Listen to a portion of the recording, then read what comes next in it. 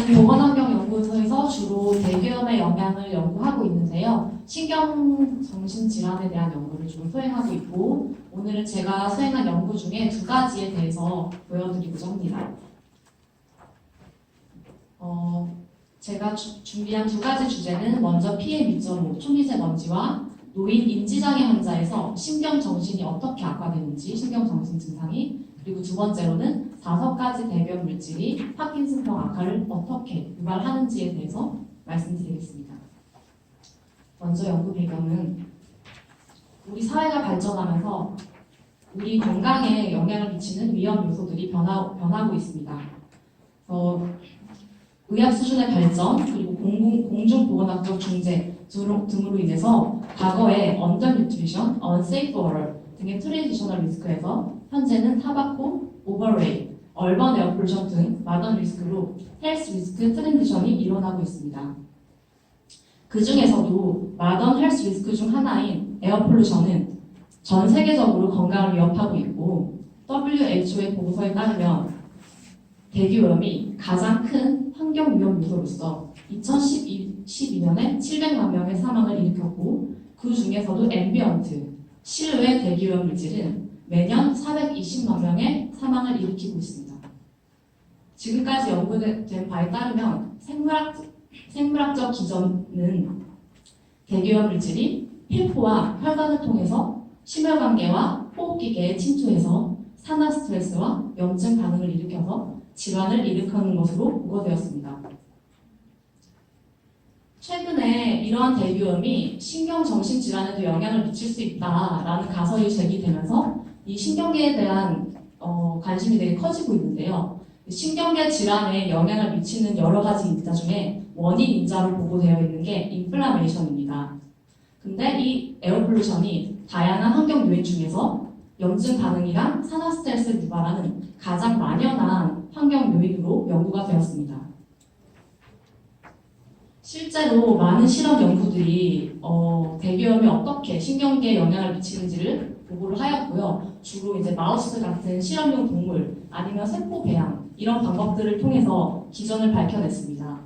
크게 두 가지 기전이 작동할 수 있는데 왼쪽을 보시면 이제 직접적인 기전이라고 해서 직접적으로 대기오염 물질이 뇌까지 침투해서 영향을 미치거나 아니면 심혈관계나 호흡기에 간접적으로 미쳤던 것이 이제 전신적 염증 반응을 일으키게 되는데 그것이 뇌에 영향을 미쳐서 결국에는 뉴로인플라메이션, 신경염증, 신경세포 손상, 그리고 마이크로글리아 활성화, 그리고 뇌현일관 장벽 손상 등을 유발해서 결국에는 신경질환을 일으킬 수 있다는 것이 밝혀졌습니다.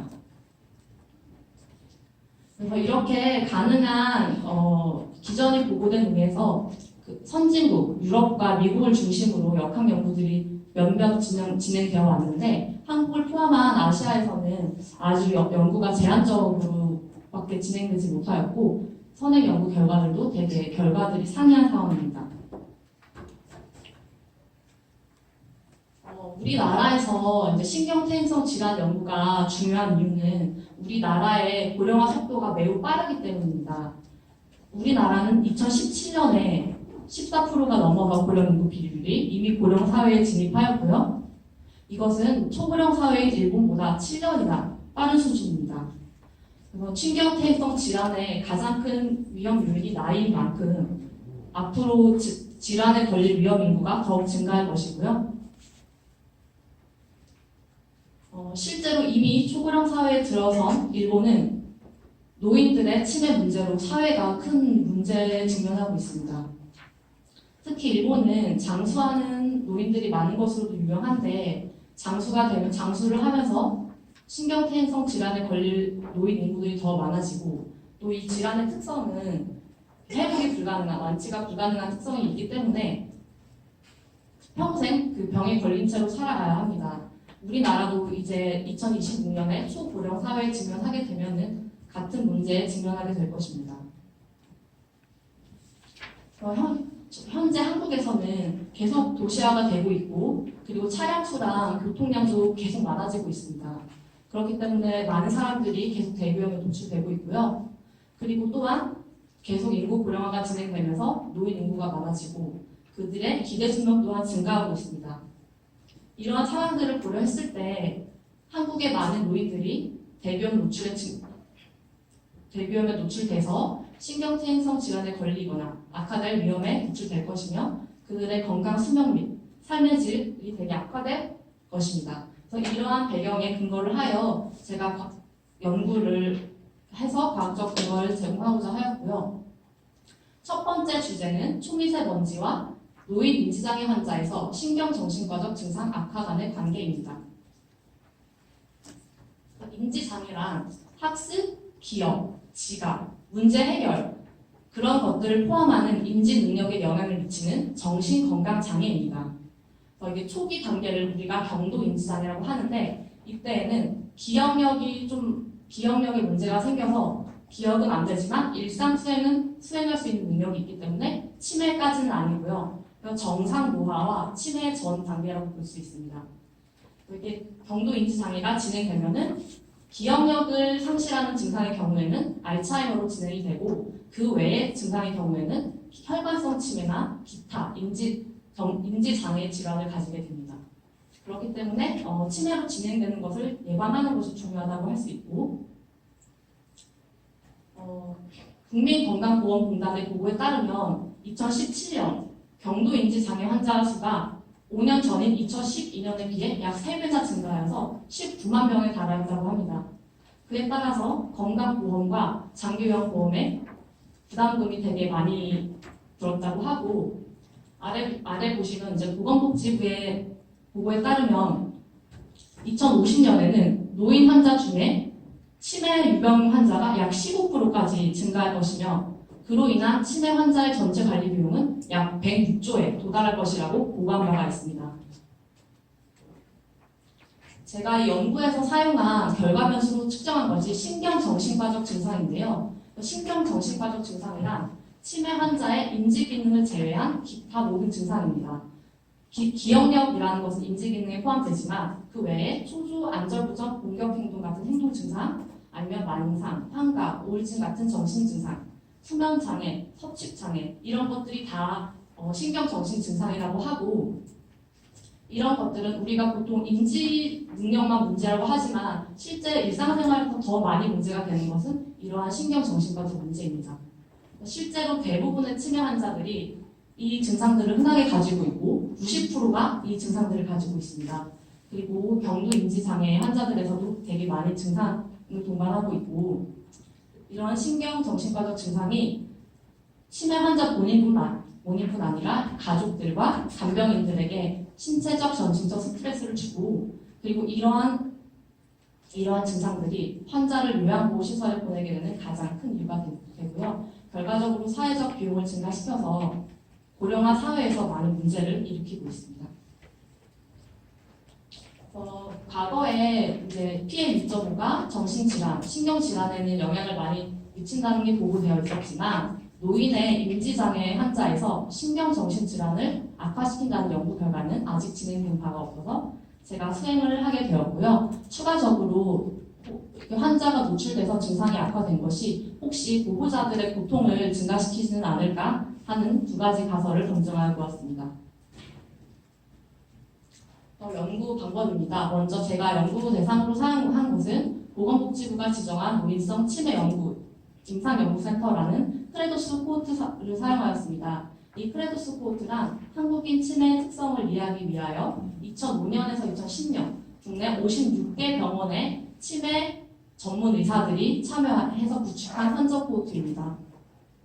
전체 코호트 환자 중에 PM2.5 노출 자료가 할당한 지역에 거주하고 그리고 경도 인지장애와 치매를 가지고 있으면서 2번 이상 병원에 방문한 환자들로 한정시켜서 총 645명이 포함되었습니다. 그리고 제가 여기서 그 아웃컴으로 사용한 신경정신 증상을 평가한 방법은 KMPI라는 한국판 신경정신행동 검사 방법을 사용하였습니다. 이것은 치매 및 기타 신경정신질환에서 환자들의 증상을 평가하기 위한 설문지 형식의 평가 도구로서 1994년 개발된 이후에 전 세계적으로 가장 많이 사용되고 있습니다. 이 도구는 12가지 신경정신행동을 평가하고 있고요.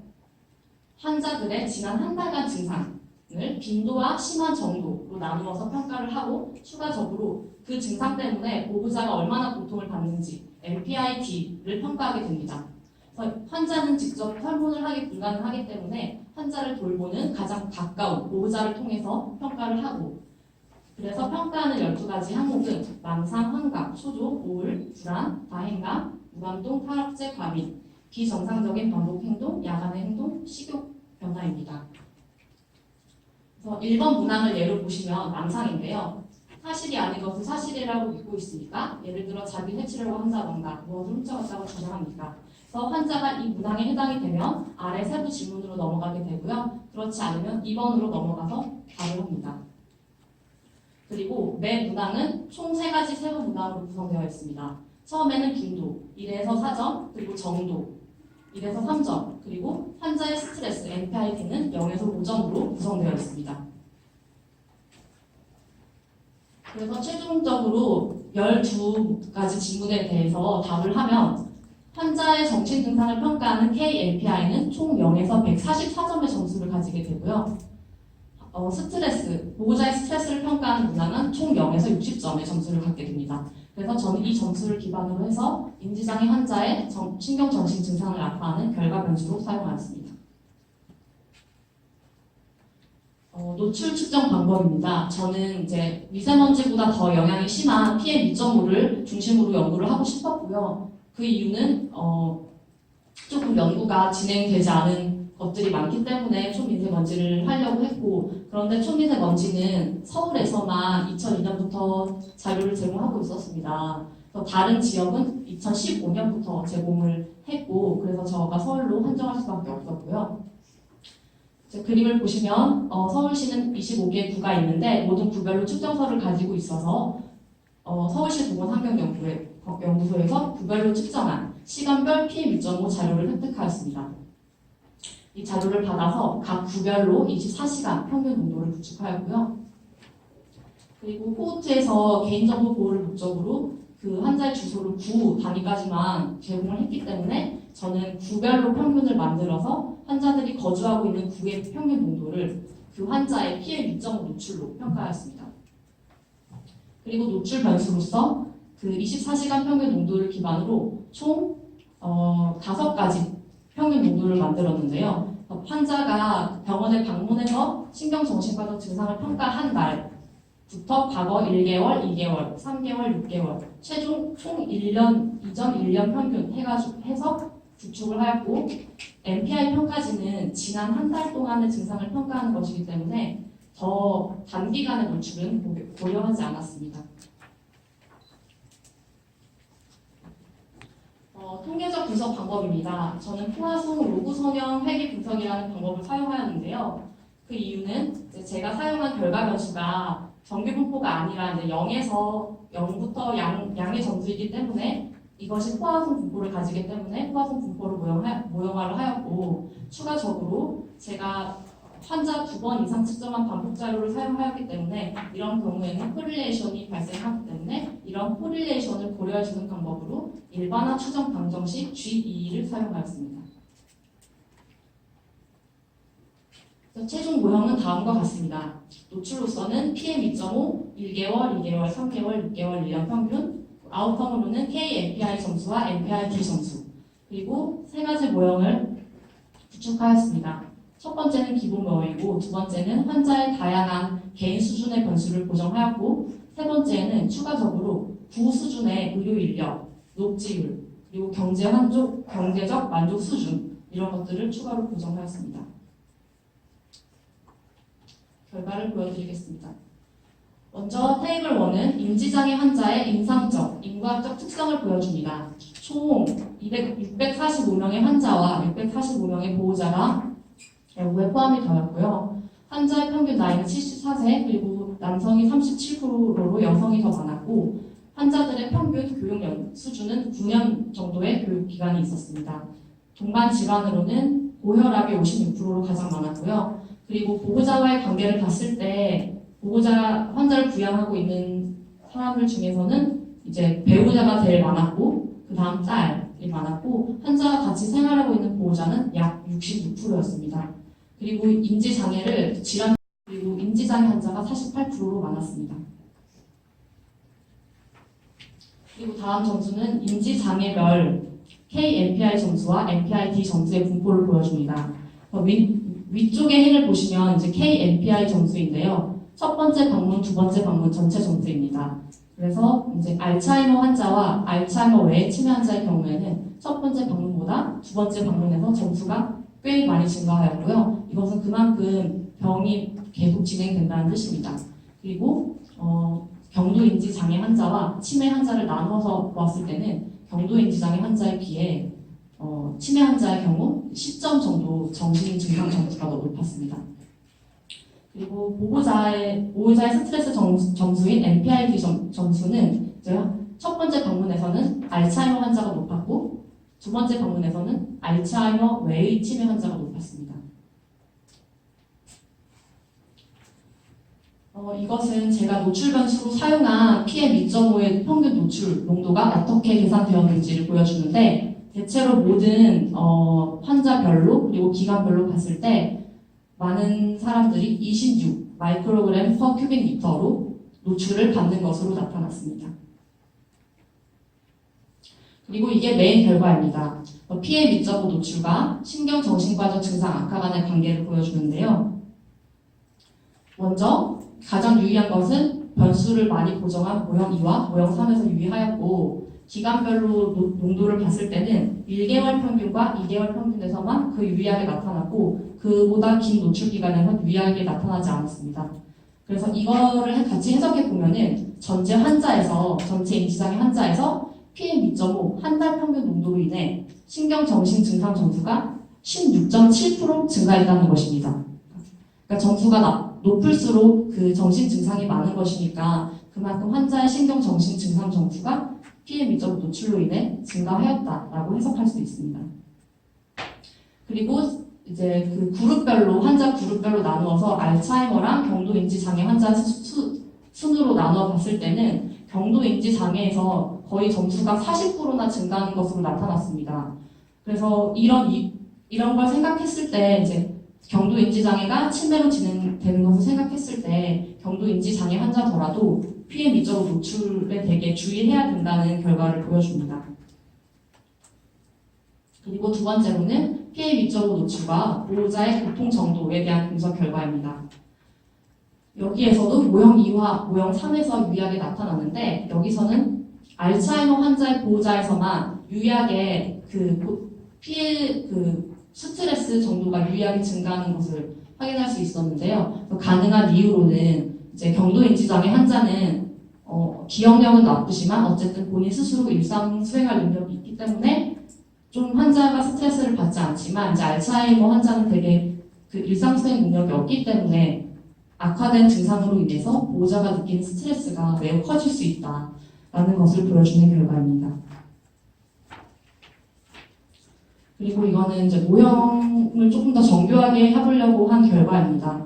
PM 2.5 말고도 유의하게 영향을 미치는 대기업 물질들이 많기 때문에 그런 물질들을 추가로 모형에 고정을 했을 때도 이제 PM 2.5가 여전히 영향을 미치는지를 분석한 결과인데요.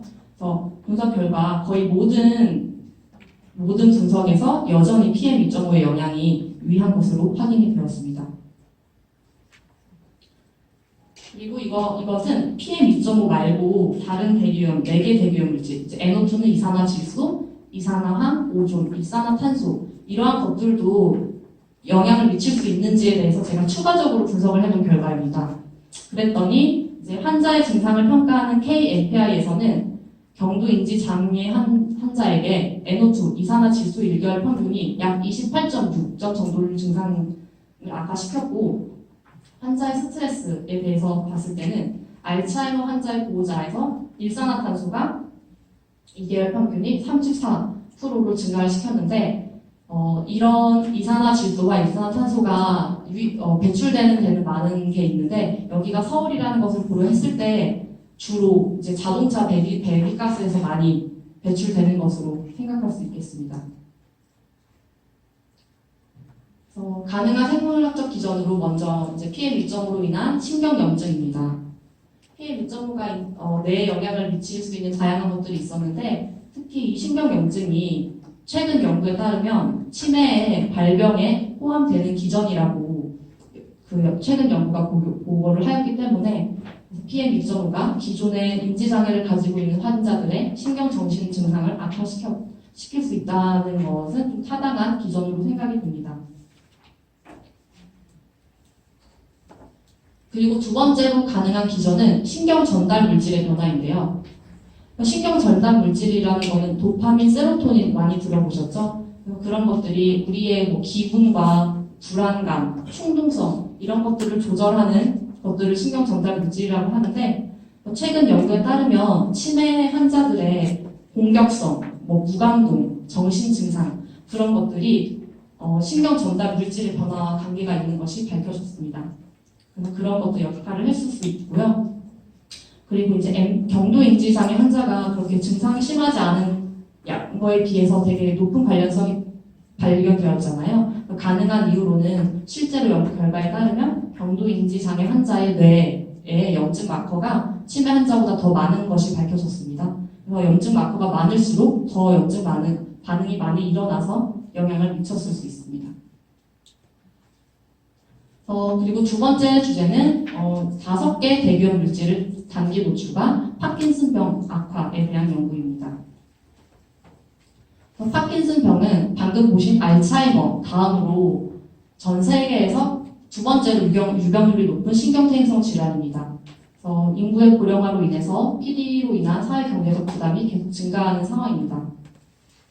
파킨슨 질환은 이제 그 뇌 흡질에 분포하는 도파민 생성 세포의 손실로 인해 발생하는 것으로 알려져 있는데 왜 그 세포가 손실되는지에 대해서는 아직 명확하게 알려진 바가 없고요.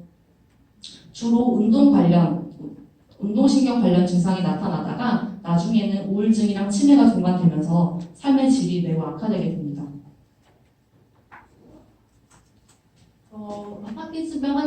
우리나라 파킨슨병 환자의 수가 매우 급격하게 증가하고 있어요. 그래서 5년 동안 약 24,000명이 증가하였고 그로 인한 의료 비용이 2014년 약 2억 달러에 달하였습니다. 그리고 우리나라가 2026년에 초고령 사회에 들어갈 텐데요. 2030년에 파킨슨병 환자가 약 9천만 명에 이를 것으로 보고하고 있습니다. 지금까지 이제 파킨슨병과 대기염에 대한 연구는 1년 이상의 장기 대기염 노출로만 이루어져 연구가 진행되어 왔는데 단기 대기염 노출이 파킨슨병에 미치는 영향에 대해서는 2014년에 미국에서 진행된 연구뿐입니다. 그래서 제가 이 연구를 수행하게 되었고 여기서는 사용한 자료는 국민건강보험공단이 제공하는 표본 코호트 1.0을 사용하였고요. 표본 코호트는 전 국민의 97%가 포함되어 있는 전 국민 보험 DB에서 100만 명을 대표성 있게 추출한 자료입니다. 그래서 이 표본 코호트 자료에서 조작적 정의를 해서 PD 악화를 선정하였습니다. 먼저 ICD-10 코드 G20으로 주상병으로 하여서 응급실을 경유하여 입원한 케이스로 하였고 보통 우리가 입원을 할 때는 예약 입원을 많이 하는데요. 예약 입원의 경우에는 그 입원 당시의 대기염 노출을 평가하는 것이 부적절하기 때문에 제외하였습니다. 노출 구축 방법입니다. 여기서도 마찬가지로 서울로 연구 지역을 한정하였고 그리고 측정부에서 측정한 시간별 5개 물질 PM2.5, NO2, SO2, O3, CO를 서울시 보건환경연구원과 국립환경과학원에서 제공받았습니다. 그리고 처음에 서울시의 2002년에는 측정소가 7개 뿐이었어요. 점차적으로 확대되기 때문에 전체 기간에 대해서 구마다 농도를 계산할 수 없었습니다. 그렇기 때문에 서울시 전체 일별 농도를 구축해서 익스포저로 사용하였습니다. 그리고 추가적으로 이제 레그 모델을 개발하였는데요. 이제 레그라는 것은 대기염의 지연 효과를 보여주는 것입니다. 그래서 7일까지 싱글 레그 모델과 누적 평균 모델을 구축하였습니다.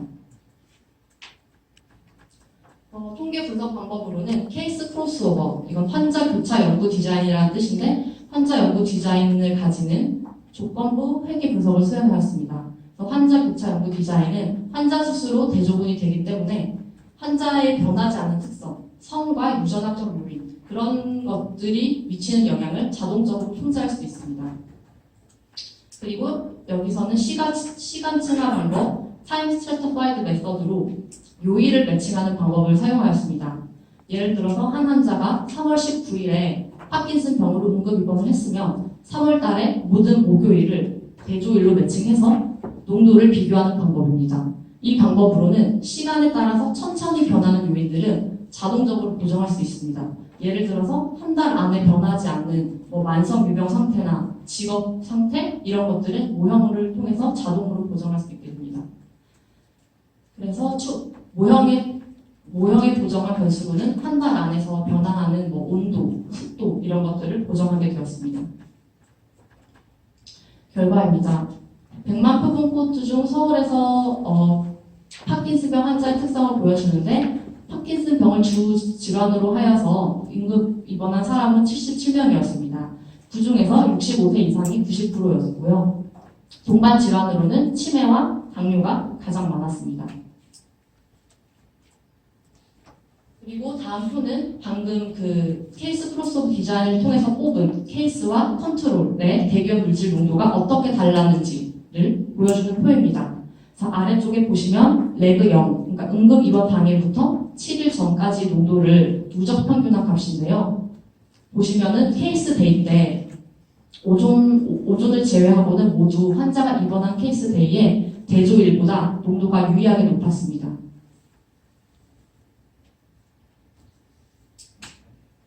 그리고 이게 메인 결과입니다. 대기업 물질이 파킨슨 병으로 인한 응급 입원에 어떻게 영향을 미치는지를 보여주는 것이고, X축은 아까 말했던 대기업의 레그 구조, 이제 왼쪽이 싱글 레그이고요. 그 오른쪽에 있는 것이 누적 효과를 보여주는 레그입니다.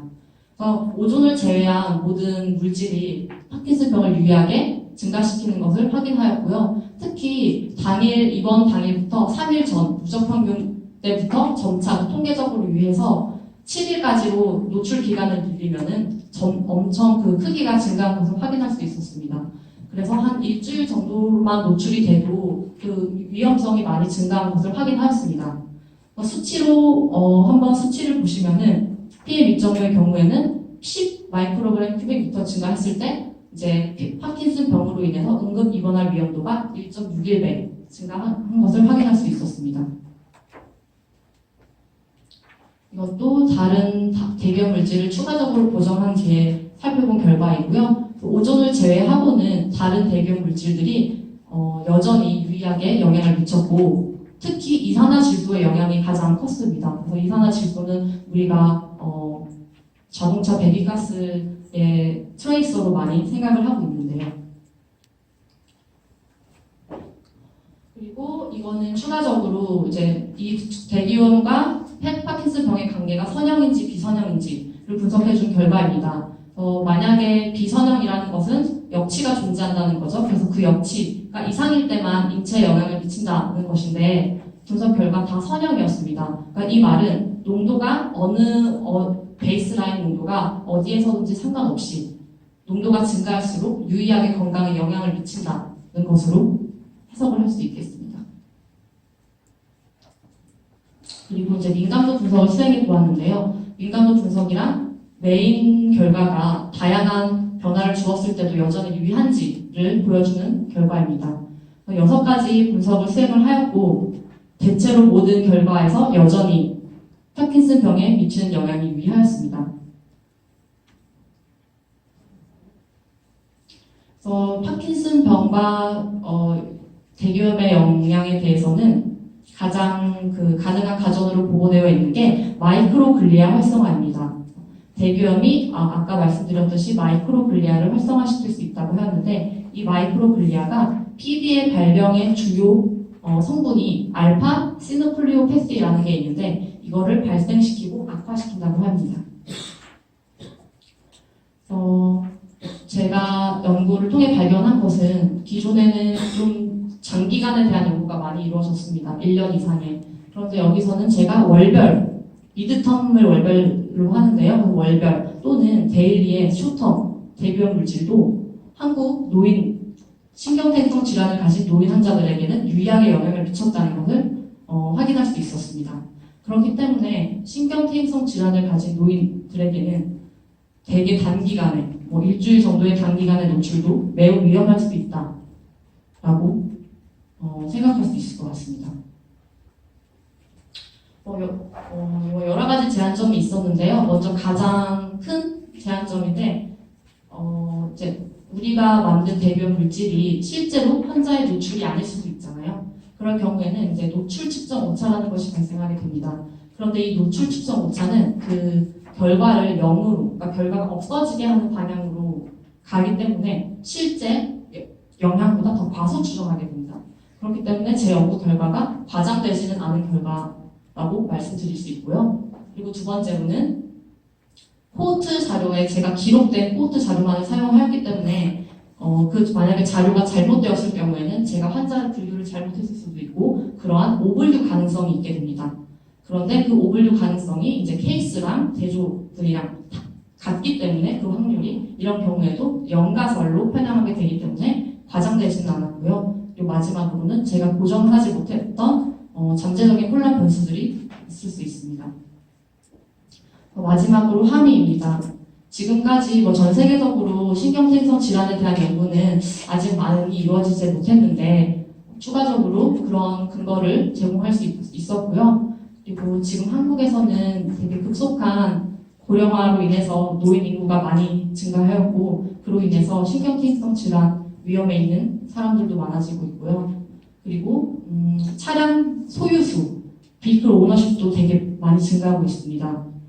그로 인해서 하루 교통량 증가도 되고 있고 그래서 트래픽 릴레이티드 에어 폴루션에도 노출이 되고 있고 그리고 롱 레인지 트랜스바운더리는 이제 외부에서 우리나라로 유입되는 것을 말하는데요. 그런 거에도 계속 노출이 되고 있습니다. 그리고 지금 네이버에 딱 치면 나오는 그런 대기업 경고제 기준 그런 것이 우리나라 역학 연구를 기반으로 한 것이 아닙니다.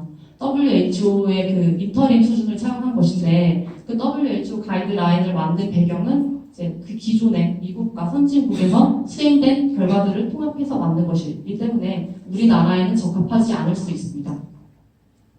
그래서 이런 결과를 통해서 이제 대기질 향상을 위한 정책을 개발하고 한국에 적합한 가이드라인을 개발하고 그리고 신경퇴행성 질환자도 이렇게 취약 대상으로 관리를 받을 수 있게 정책이 개발되면 좋겠습니다. 네, 감사합니다.